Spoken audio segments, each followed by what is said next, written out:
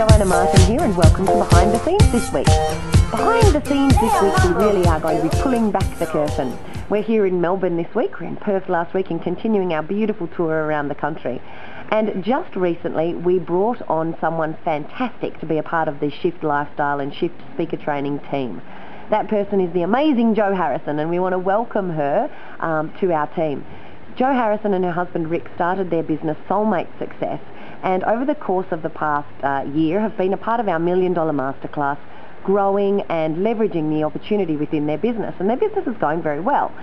Now, our tip for this week comes from our community, because we revealed that Jo had joined our team on a teleseminar last week, and we got a very pertinent question from one of our community.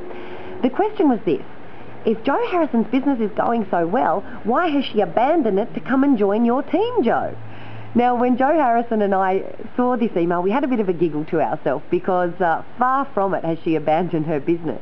I don't think even I, with my powers of persuasion, could get Jo Harrison to do that. But here's the thing.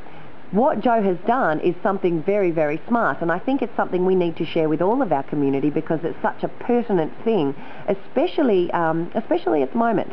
You see, 4 or 5 years ago, I was faced with exactly the same decision. My business was going great guns. I was growing my small coaching business and speaking business. I was hitting all of my targets and continued to grow at a rate of about 30 to 50% per year. I was wrapped with that.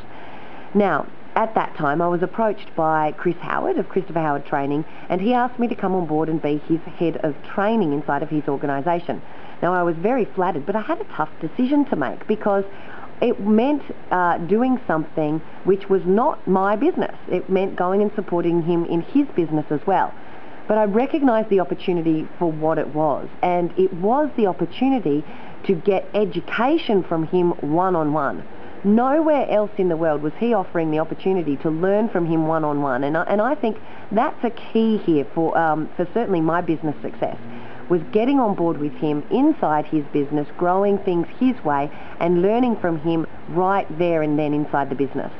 I think Jo has had exactly the same opportunity working with us over the course of the past just couple of weeks that she's been with us, and she even said to me this morning when we were on the phone, Jo, it's the best decision I've ever made. I've learnt so much just in the last 2 weeks.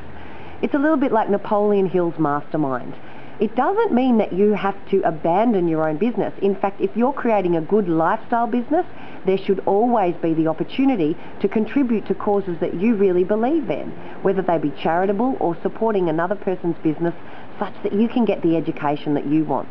So my question for you this week is, look around you. Who has already achieved everything that you want to achieve in your business?